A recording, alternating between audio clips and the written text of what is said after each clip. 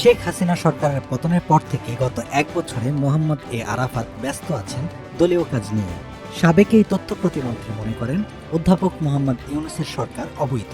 টেলিফোনে ভারতীয় সংবাদ মাধ্যম দ্য প্রিন্টকে দেওয়া সাক্ষাৎকারে তিনি বলেন, শেখ হাসিনা চলে যাওয়ার পর থেকে বাংলাদেশ এক অতল খাদের মুখে দাঁড়িয়ে আছে।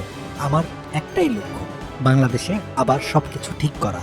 আরাফাত বর্তমানে রাজনৈতিক কর্মসূচির পরিকল্পনা এবং নির্বাসনে থাকা আওয়ামী লীগের জ্যেষ্ঠ নেতা ও তৃণমূল কর্মীদের সঙ্গে প্রতিদিন যোগাযোগ রাখছেন। আওয়ামী লীগের যেসব নেতা ভারতে চলে গেছেন তাদের একজন আরাফাত।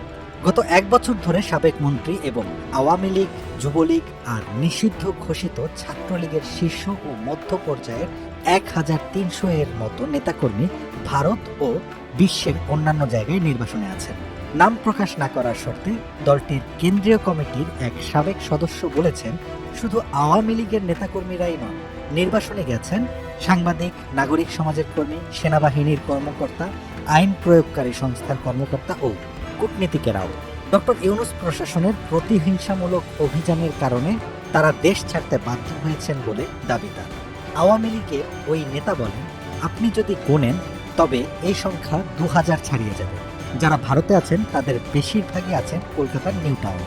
তাদের সময় কাটছে প্রায় একই রুটিনে, ফজরের নামাজ, সকালে হাঁটা, জিমে যাওয়া, সন্ধ্যায় বিশ্বের বিভিন্ন দেশে থাকা আওয়ামী লীগের নেতাকর্মীদের সঙ্গে অনলাইন বৈঠকের মাধ্যমে। সাবেক স্বরাষ্ট্রমন্ত্রী আসাদুজ্জামান খান কামালকে কলকাতার বিখ্যাত বিনোদন পার্ক নিক্কো পার্কে দেখা গেছে বলে প্রথম ছড়িয়ে পড়ে 2024 সালের 2 অক্টোবর। ততদিনে 2024 সালের জুলাই ও আগস্ট মাসে কয়েকটি হত্যাকাণ্ডের মামলায় তার নাম চলে আসে। বাংলাদেশে সে সময় পুলিশের অতিরিক্ত মহাপরিদর্শক শাহ আলম সংবাদ মাধ্যমকে বলেছিলেন, আমরা বিষয়টি তদন্ত করে দেখছি। যদি তারা ইমিগ্রেশন পার হয়ে যেতেন তবে আমাদের কাছে প্রমাণ থাকবে। তাদের ক্ষেত্রে কোনো প্রমাণ নেই। নিউ টাউনে বসবাস করা আওয়ামী লীগের এক সাবেক সংসদ সদস্য ভারতের সংবাদ মাধ্যম দ্য প্রিন্টকে বলেন, তিনি নিয়মিত আসাদুজ্জামান খানের সঙ্গে দেখা করেন।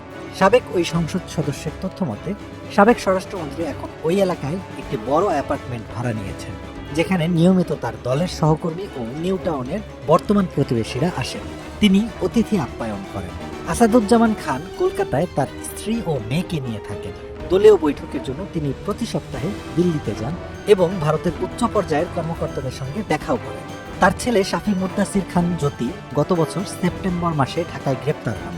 সাবেক সংসদ সদস্য আরও বলেন, আসাদুজ্জামান খান তার অ্যাপার্টমেন্টে আসা দলীয় সহকর্মীদের বার্তা দেন, আমরা এখানে বিশ্রাম নিতে বা স্থায়ীভাবে থাকতে আসিনি, আমরা এখানে বেঁচে থাকার জন্য এসেছি এবং আগামী লড়াইয়ের জন্য প্রস্তুত হতে এসেছি। আসাদুজ্জামান খানকে প্রতি সপ্তাহে দিল্লি ভ্রমণ ও কলকাতায় প্রতিদিন বৈঠক নিয়ে ব্যস্ত থাকতে হয়। নাম প্রকাশ না করার শর্তে আওয়ামী লীগের কক্সবাজারের সাবেক সংসদ সদস্য বলেন, আমি ভোরবেলায় ঘুম থেকে উঠি এবং ঘরেই ফজরের নামাজ পড়ি। আওয়ামী লীগের আরেক সংসদ সদস্যের সঙ্গে আমি 3 BHK অ্যাপার্টমেন্টে থাকি। নামাজের পর আমরা দুজনেই পাশের একটি ফিটনেস স্টুডিওতে যাই, সেটি বেশ ভালো। আমি ভারোত্তোলন করি আর আমার ফ্ল্যাটমেট পিলাটিসের ক্লাস করে। 1500 বর্গফুটের ওই অ্যাপার্টমেন্টের ভাড়া মাসে 30,000 রুপি।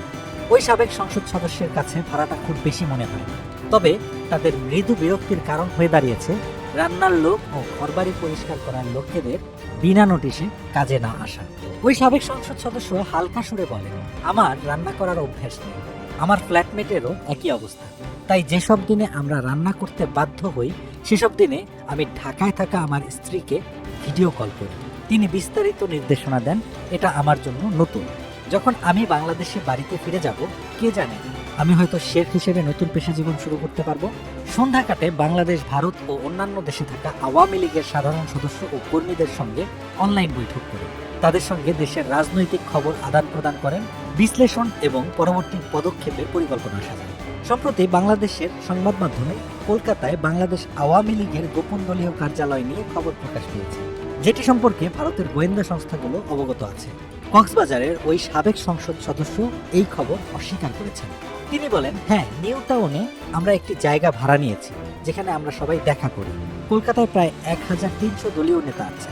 আমাদের পক্ষে তো সাবেক স্বরাষ্ট্রমন্ত্রী আসাদুজ্জামান খান কামালের বসার ঘরে সবাই মিলে বসা সম্ভব হবে না, কিন্তু এটিকে কার্যালয় বলা হলে সেটা বাড়িয়ে বলা হয়।